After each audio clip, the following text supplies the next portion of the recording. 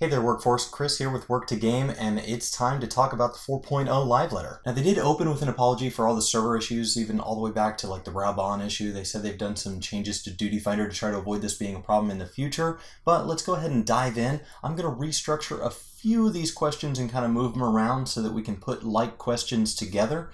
And let's get started. Now let's go through all the class adjustments first. That seemed to be the majority of the questions. We're going to start with tanks. Question about some adjustments to accessories. Especially strength accessories. The adjustment stated on the forums about 4.05, allowing them to kind of put strength on those vitality accessories, is going to be true. They're going to make sure that the strength is less than a vitality so that you can meld more strength onto it as kind of a source of balance. Paladin feels strong. You going to change up Dark Knight or Warrior at all? Basically, they were mainly focused on just making sure that all three of the tank roles can actually do off-tank and main tank jobs. But now that they've kind of gotten to that, yes, there will be some DPS adjustments for Warrior and Dark Knight. Paladins are unfortunately going to have a potency decrease on Holy Spirit. Shake It Off on Warrior will have a changed effect, but the bigger one that sounded cool to me for 4.05 is that we can expect to see Warrior's gauge change so that when they're changing stances, it doesn't affect their beast gauge. Dark Knight, they said there's going to be some potency changes, but they mostly want to wait on feedback from the Savage content that we're about to get into before they made anything final, so let's dive on into healers. Role actions. You made me only pick 5, I want more than 5, is there a chance that you're going to give me more as a healer? No, they were absolutely designed so that you would have to make a choice. It was designed so that there'd be more than 5 good options available. We are not going to change that. That would defeat the purpose of the system as it was designed. Due to new gauges, resources like Aether Flow and cards, etc. are not visible to the rest of the party.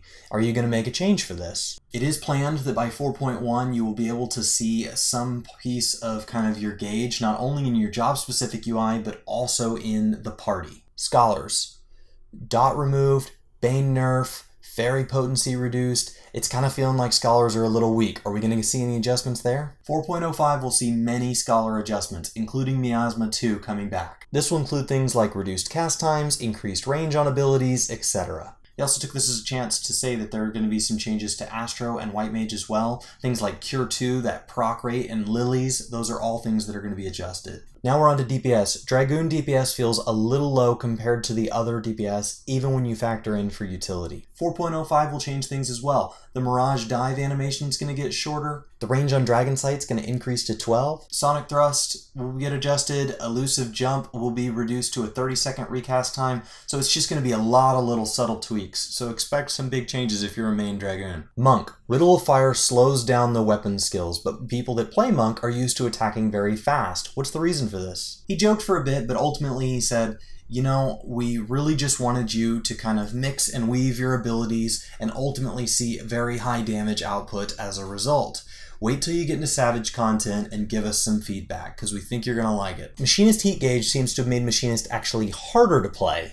Thoughts? Heat gauge and damage are going to be adjusted on Machinist. They actually kind of started to go into some percentages, things like Bishop Turret got mentioned, but mostly just expect that 4.05 to get a big push there. Summoner Demi Bahamut is in the way. Can't they just make it transparent? It can't be made transparent because it actually adds stress to the system, but we are going to consider making it able to be scaled up or down based on one of those optional text commands. But that won't be there for 4.05, so please be patient. Now, will Summoner Psychic be adjusted? Because Red Mage Cure feels really powerful. But it's Summoner. Red Mage actually has white mana in the lore. This is like being upset that Black Mage doesn't have a raise. It can't have a raise, because it's a Black Mage. They may make some changes to Summoner, they just want to be sure that they're still respecting kind of what the base of the classes are. Are we going to see any adjustments to Samurai or Red Mage? Are there any other adjustments that you haven't mentioned yet? Samurai and Red Mage are fine how they are. Black Mage, however, is getting some changes. Cast time adjustments for Blizzard 4 and Fire 4 are going to be reduced, and Triple Cast is going to be reduced down to 60 seconds. These kind of sounded like they were more towards 4.1, and they said expect many more job changes for 4.1.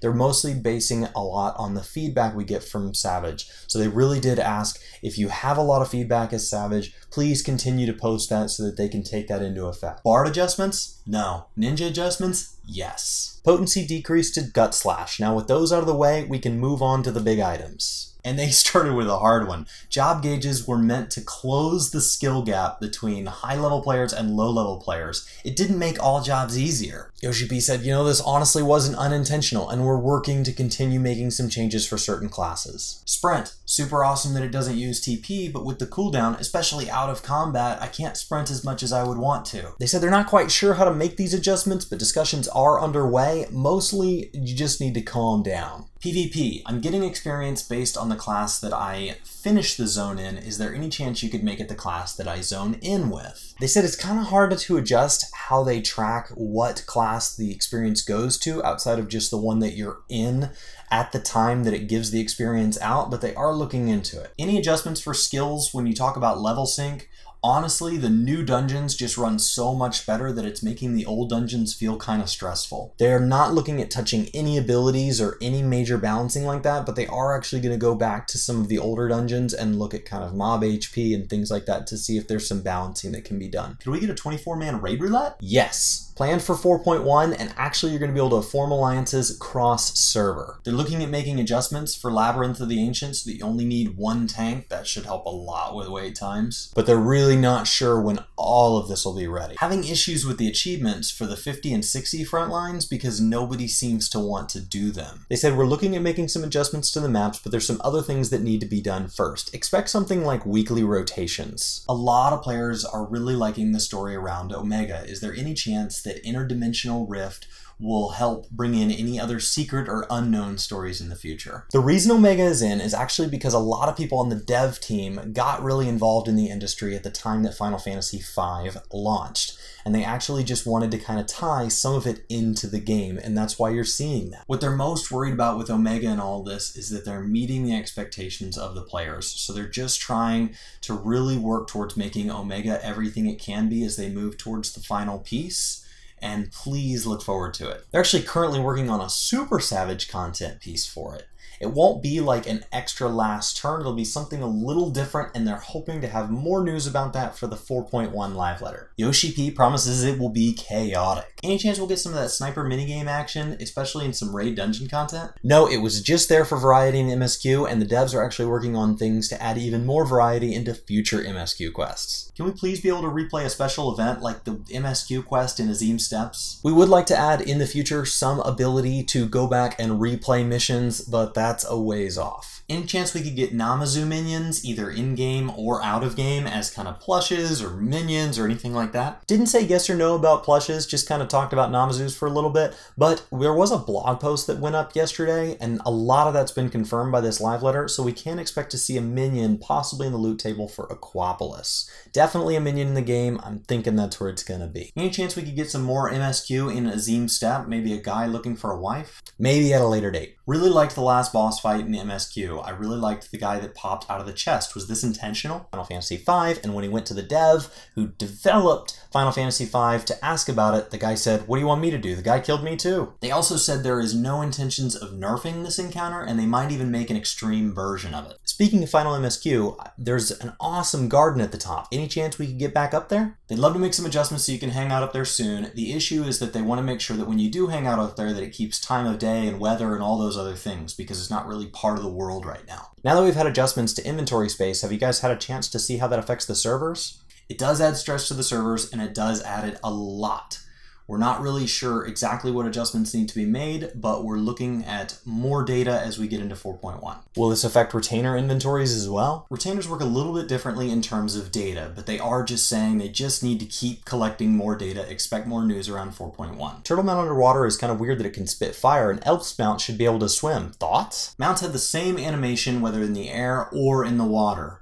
Just remember, mounts have access to magic. Why does Zero's katana holder spin, and why does he have so many of them? Spins because it looks cool, and he has so many because they break when he kills people. Can we get more jumping puzzles like in Kugane? If they create the ability to go any higher than they did, it actually starts to create graphical issues, but the developers did spend a lot of time making them and would like to do more of them in the future. Will we meet Einstein again? If the players want to, yeah. Zone congestion was deemed gone, so they removed instancing. Will that come back in 4.05? They will be going back to 3 instance zones just for the locks. Ixion. Then they talked a little bit about Savage rewards. It will just be one per week. There's the ability to kind of trade in for a weapon. The weapon that you get will be based on what class you're on when you use the item. It also can kind of drop the weapons directly, so it's theoretically possible that you'd get kind of the thing that you're going to turn in for a weapon, and the weapon could drop in the same week. And we were told that there's a Newtkin hiding in one of the rewards. And they introduced Lost Canals of Unzar, which will roll out right alongside Savage. We get told there's going to be big lore implications in 4.05 and that the Aquapolis will get redone. But this was really it. I watched Mr. Happy's stream where he had Marco Turn translating, so this was all based on the unofficial version. As the official version trickles out, we'll start to see maybe some more firm numbers, and we'll get ready for next Tuesday. Thank you guys so much for watching. I hope you have a wonderful day. Get back into Stormblood, get ready for 4.05, and I will see you next time. Thanks so much for watching this video. If you want to check out any other videos, you should click over here. And then we've got like some kind of vlog thing down here in the corner. And then we've got like subscribe. Have you yeah, like that's really, you should totally do it. This was a complete disaster.